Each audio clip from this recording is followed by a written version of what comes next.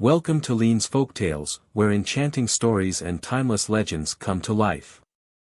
Join us on a journey through the magical world of folklore. Don't forget to subscribe and hit the bell for a new adventure every week.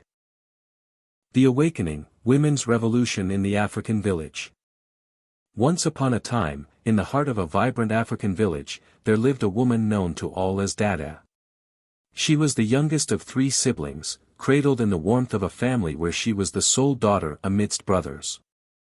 From the moment she drew her first breath, Dada's existence was marked by a stark absence of esteem from her parents, solely because she was born a girl. In the eyes of her family, she seemed to drift on the periphery, an outcast in her own home. While her siblings basked in the warmth of parental affection and attention, Dada was relegated to the shadows, her presence barely acknowledged, her needs often overlooked. It was as if the very essence of her being was diminished in their eyes, her gender a barrier to the love and care that should have been her birthright. In Dada's village, the air was thick with tradition, a tapestry of age-old beliefs that painted girls as lesser beings.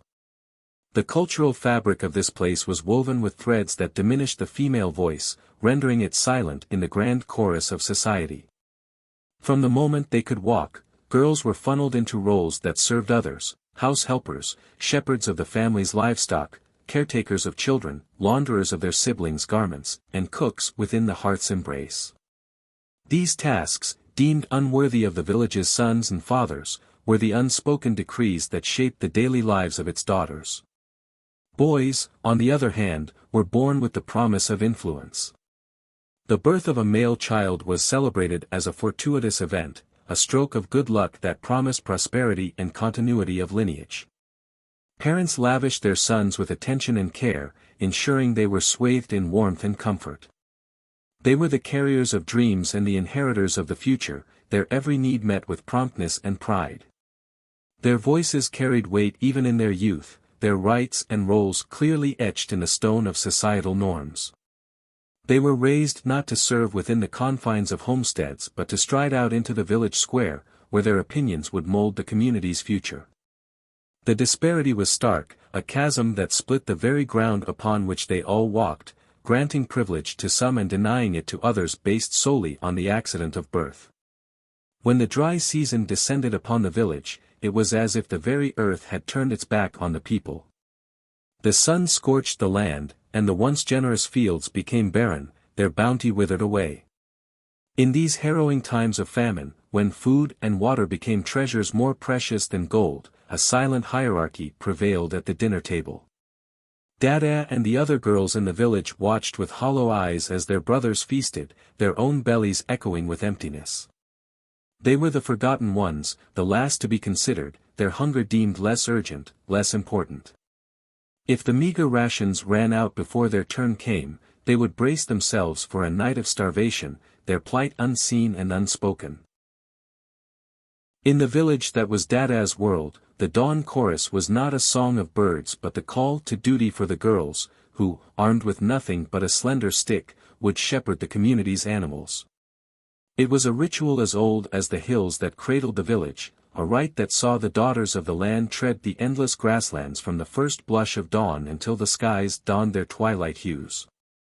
Theirs was a labor of patience and endurance, a daily odyssey beneath the relentless gaze of the sun, which charred their skin and sapped their strength.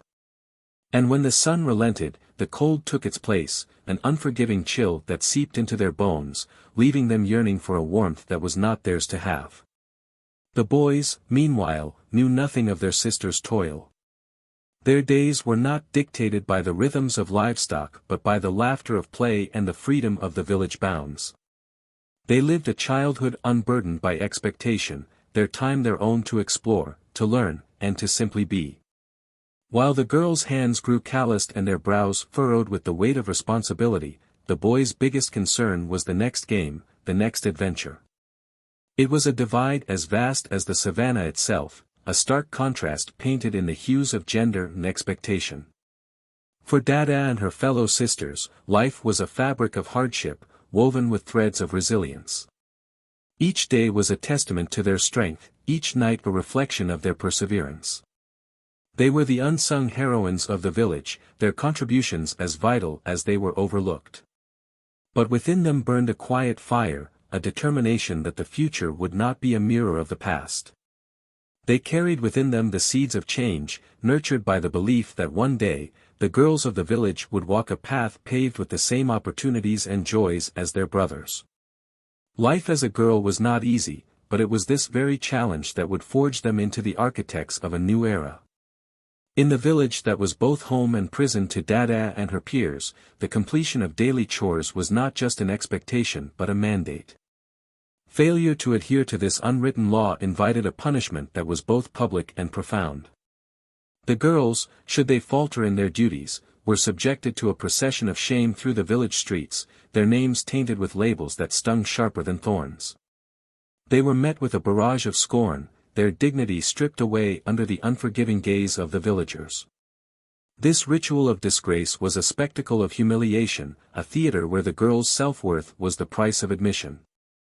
The air in the village, once filled with the harmonious sounds of community life, became heavy with the cries of reprimand directed at Dada and her sisters. Their mistakes were amplified, their identities reduced to the sum of their shortcomings. The echoes of their chastisement lingered long after the words had been spoken, a haunting reminder of the unforgiving world they inhabited. Life, once a canvas of possibilities, was darkening with each passing day, the colors of hope and joy bleeding away into the gray of despair.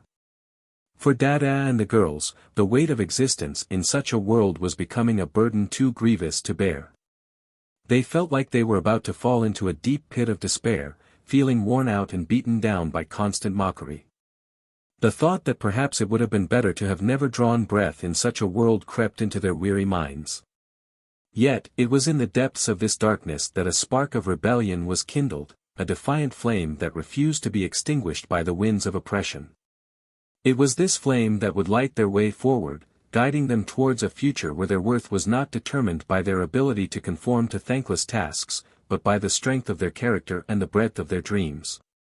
As Dada matured into a young woman, the seeds of resentment that had been sown throughout her youth began to blossom into a fierce determination for change. The societal rules that had long favored her male counterparts stood as towering walls, casting long shadows over her aspirations. Yet, it was within these shadows that Dada's resolve was forged. She had endured suffering at the hands of a system that valued her less, her spirit tested by the very hands that should have lifted her up. But rather than succumb to the bitterness that such trials could breed, Dada channeled her experiences into a burning desire to pave a new path, not just for herself, but for all the girls who would follow. Dada's vision was clear, a world where the scales of justice were balanced, where the rights of girls were recognized as equal to those of boys. She dreamt of a society where every child, regardless of gender, could reach for the stars with equal fervor and support. Her journey was not a solitary one, she became the voice for the voiceless, the strength for the weary, and the hope for the hopeless. With each step forward, she dismantled the archaic beliefs that had held back generations of girls, planting the seeds of empowerment in their stead. The road to equality was long and fraught with challenges, but Dada walked it with unwavering courage. She knew that the fight for equal rights was not a battle to be won overnight, but a persistent struggle that required tenacity and unity. Her message spread like wildfire, igniting the hearts and minds of those around her. Girls who had once accepted their fate began to question, to demand, to strive for more. Dada's legacy was not just in the changes she inspired but in the awakening of a collective consciousness that recognized the inherent worth and potential of every girl. She stood as a beacon of change, her life a testament to the power of conviction and the enduring spirit of those who dare to challenge the status quo. Dada embarked on her mission with a diplomat's grace, seeking first to bridge the barriers of understanding within her own home.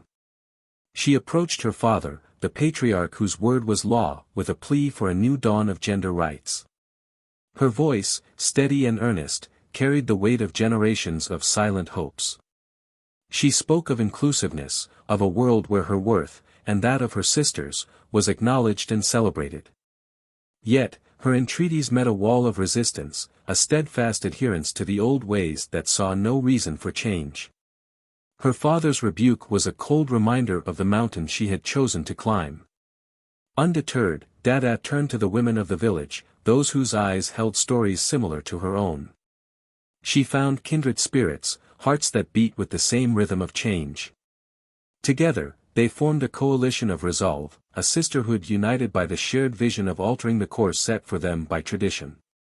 These women, each a bearer of her own tale of subjugation, lent their strength to Dada's cause. They gathered in hushed circles, their whispers weaving a tapestry of rebellion and hope. Their alliance was a beacon, a signal that the time for change was upon them. The task ahead was indeed daunting, a Herculean endeavor that would test their limits.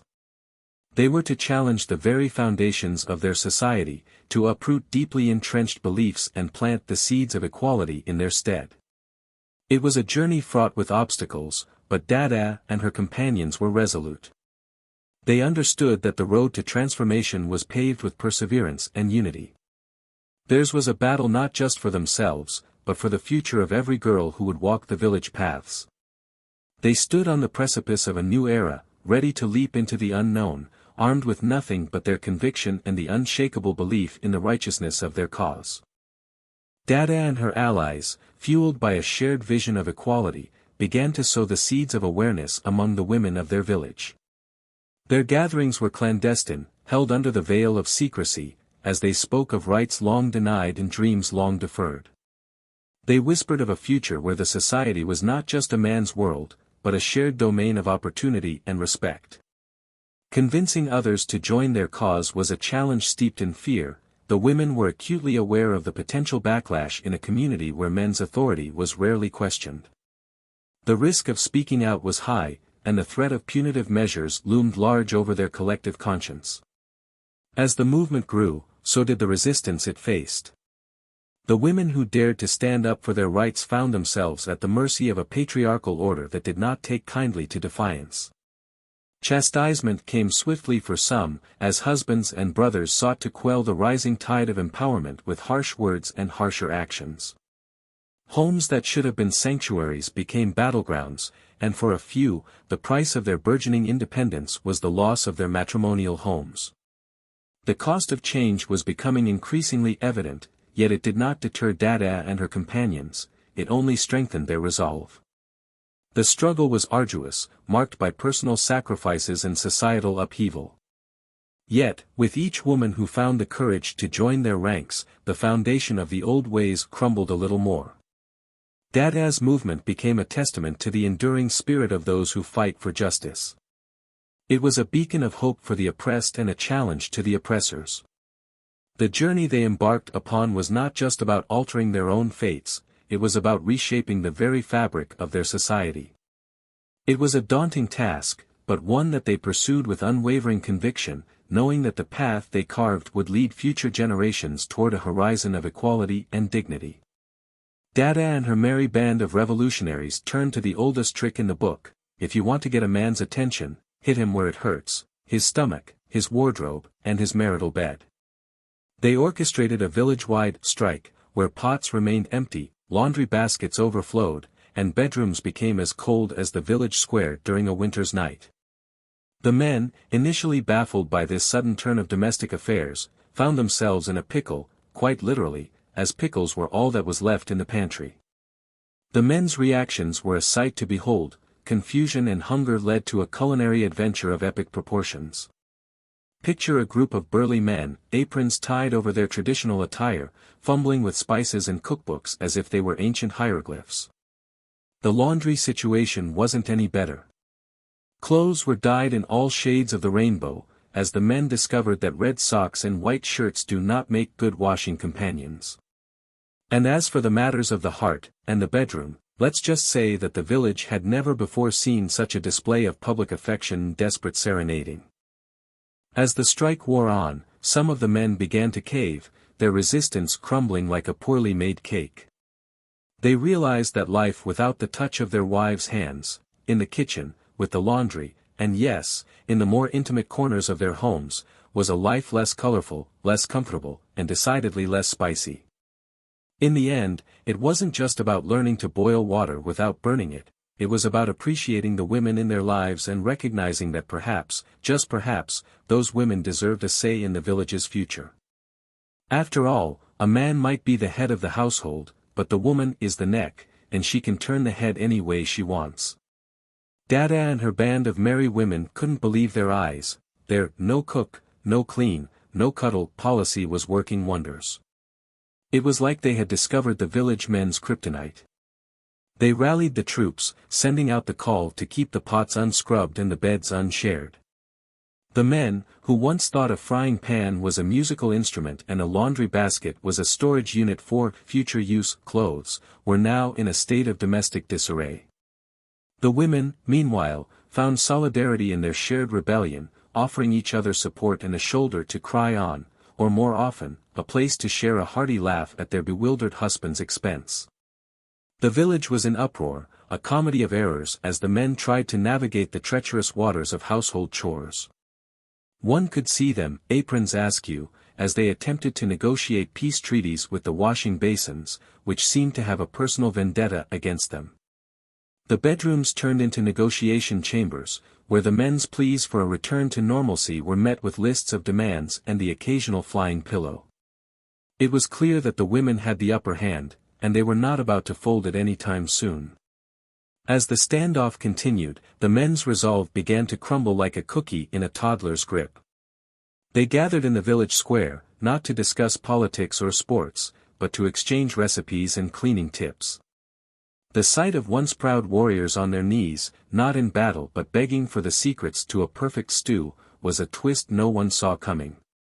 But the women, steadfast in their mission, knew that this was just the beginning.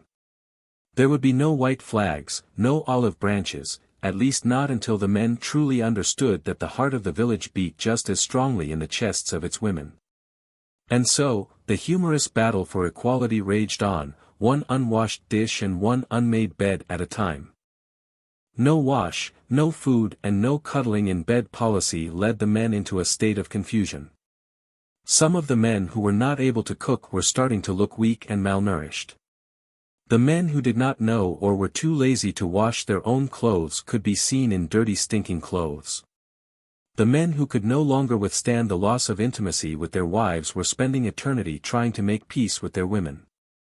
They were beginning to understand the real value of their women and daughters. The women are indeed a part and parcel of their lives. They had treated them worse, they had humiliated them, they had caused untold emotional and physical harm to the women. They were slowly repenting their sins. The no wash, no food, no love policy turned the village men into walking question marks, their faces etched with bewilderment and a touch of sauce, tomato sauce, because that was the only thing some had managed to cook.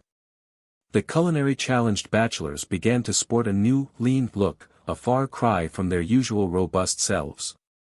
Their once proud strides had turned into hungry shuffles, as they realized that a man could not live on bread alone, especially when he couldn't bake it. Then there were the laundry rebels, the men who thought separating whites was a political movement rather than a washing instruction. They roamed the village in attire that was once colorful, now a shade of grime, their stench announcing their presence long before they came into view. As for the romantics, the loss of their wives' affection had them crafting love sonnets and performing balcony scenes that would make Shakespeare turn in his grave. They were learning, one failed sonnet at a time, that the women in their lives were more than just cooks and cleaners, they were the heart and soul of their existence. The men's journey from cluelessness to enlightenment was a slow crawl through the mud of their own making. They had taken their women for granted, and now they were paying the price, one unwashed sock and one uncooked meal at a time. But as they stumbled through apologies and attempts at housework, a glimmer of understanding began to shine through. They started to see their women not just as partners in life but as equals, deserving of respect and love. It was a humbling experience, a comedy of errors that taught them the most valuable lesson: never underestimate the power of a woman, especially one who knows her way around a kitchen, or a strike. Dada and her league of extraordinary women had done it, they'd pulled off the ultimate vanishing act. In a move that would make Houdini proud, they decided to disappear at dawn's first light, slipping away to a secret hideout for an entire week. The plan was simple: take the kids, because let's face it, a week of peace and quiet was tempting, but a week of no responsibilities, priceless, and leave the men to fend for themselves. It was the grand finale, the final nail in the coffin of complacency.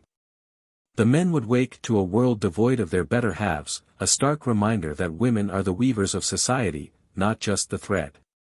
The village, once a symphony of daily routines, became a silent movie set. Men stumbled out of their homes, scratching their heads in confusion, their children's cries for mom echoing through the empty streets. Breakfasts turned into a battle with the toaster, which seemed to have only two settings: still bread and charcoal. The laundry piled up like a modern art installation, monument to the days when colors were sorted and socks came in pairs. And as for the nights, well, let's just say the village had never known such quiet, or such snoring.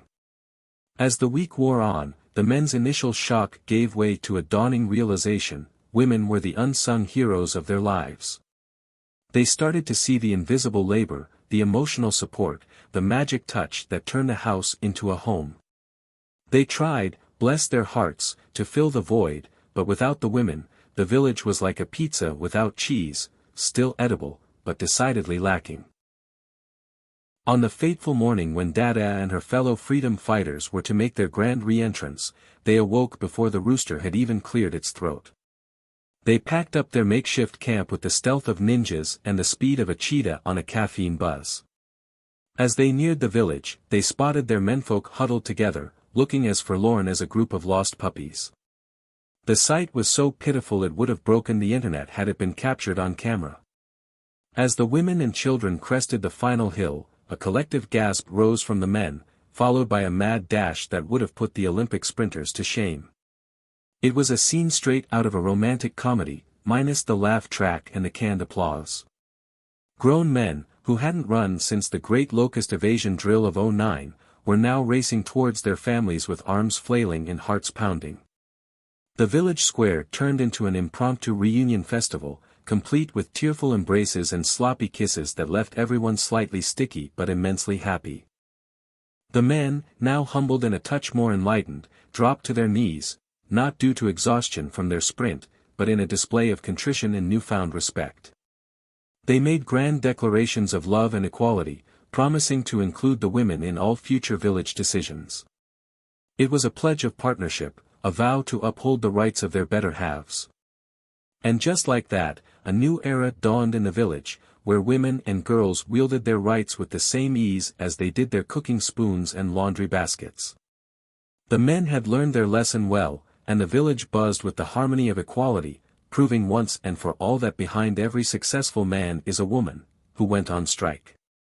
The story set in an African village serves as a profound narrative on the resilience of the human spirit against inequality. It teaches us the critical importance of treating everyone with respect and fairness, the strength found in unity and collective action, and the transformative power of empathy. It underscores the necessity for society to embrace change and the potential for even the most rigid social structures to evolve when confronted with the unwavering determination of those who seek justice and equality. Ultimately, the story is a reminder that every individual has an intrinsic value that contributes to the fabric of society. We extend our heartfelt gratitude to you for sharing your valuable time with us. Your presence is truly appreciated. Until we meet again, take care and farewell.